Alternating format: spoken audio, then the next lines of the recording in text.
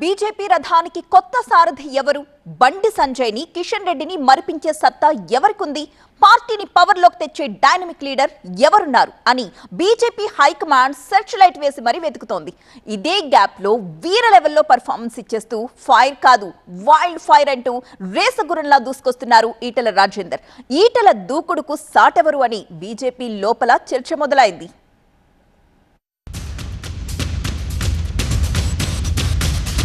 ముందొచ్చిన చెవుల కంటే వెనుకొచ్చిన కొమ్ములేవాడి మాజీ మంత్రి ఈటెల మాటలు చేతలు కూడా అదే చెబుతోంది.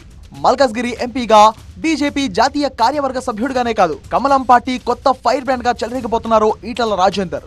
పార్టీలోకి లేట్ గా వచ్చినా సరే నేనే లేటెస్ట్ అంటున్నారు. ధరణి వచ్చిన తర్వాత ఇవన్నీ రెటిఫై అనుకున్నాం, ధరణి వచ్చిన తర్వాత ఇంకెక్కువైపోయినాయి.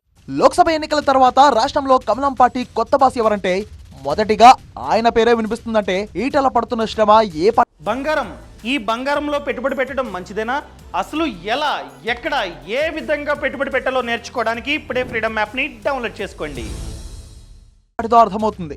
పార్టీ రాష్ట్ర సారథి ఎన్నిక దగ్గర పడుతున్న కొద్దీ ఈటెల దగ్గర రాజకీయ చతురత మరింత పెరుగుతోంది. కానీ పార్టీ పగ్గాలు చేపట్టాలంటే రాజకీయ చైతన్యంతో పాటు దూకుడు కూడా ఉండాలి. అందుకే మాటల్లో పదును, పొలిటికల్ యాక్టివిటీ పెంచి దూసుకుపోతున్నారు ఈటెల. ఇప్పటికే హైడ్రా, మూసీ ప్రక్షాళన, ధరణి వంటి అంశాల్లో బాధితుల పక్షాన నిలబడుతూ ప్రభుత్వానికి సవాళ్లు విసురుతూనే ఉన్నారు ఈటెల.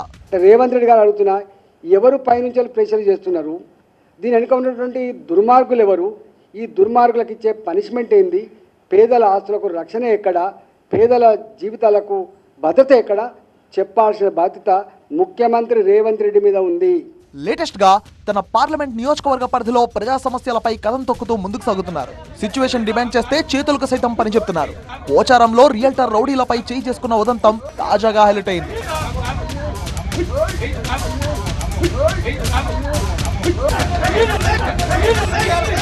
తనపై కేసు నమోదైనా వెనక్కి తగ్గలేదు ఈటెల.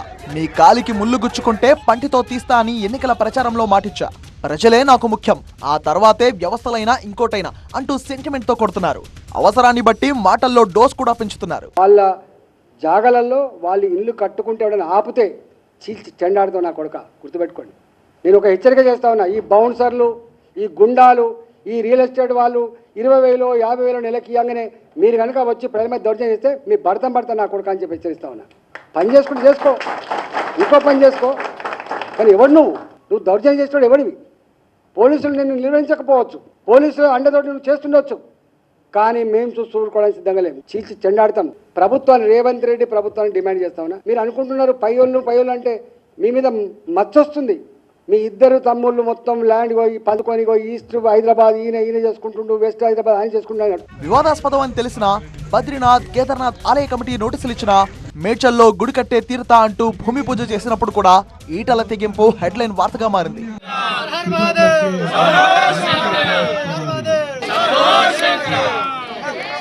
ఈటెల అంటే ఫైర్ కాదు, వైల్డ్ ఫైర్ అంటున్నారు. సౌమ్యుడు, నెమ్మదస్తుడు అనే ముద్ర పోగొట్టుకొని దూకుడుగా ఉన్నాను అనే సంకేతాలు ఇస్తున్నారు. పార్టీ అధ్యక్ష రేసులో ముందు నిలబడే ప్రయత్నాల్లో భాగమే ఇదంతా. గతంలో ఇటువంటి స్పెషల్ క్వాలిటీలు ఉండబట్టే బండి సంజయ్ని అధ్యక్ష పదవి వరించిందని టాక్. ఇప్పుడు ఈటెల కూడా వ్యూహం మార్చి బండి రూట్లోకి వచ్చారని పార్టీ లోపల వెలుపల టాక్ నడుస్తుంది. పైగా అమిత్ షా, మోదీ సైతం కొన్ని సందర్భాల్లో ప్రశంసించడం ఈటెలకున్న అడిషనల్ ఎసెట్. సో పెరిగిన దూకుడుతో ఈటెలకు కమలం పార్టీ పగ్గాలు దొరుకుతాయని ఈటెల గురి ఈసారి తప్పదనేది ఆయన ఫ్యాన్స్ చెబుతున్నమాట.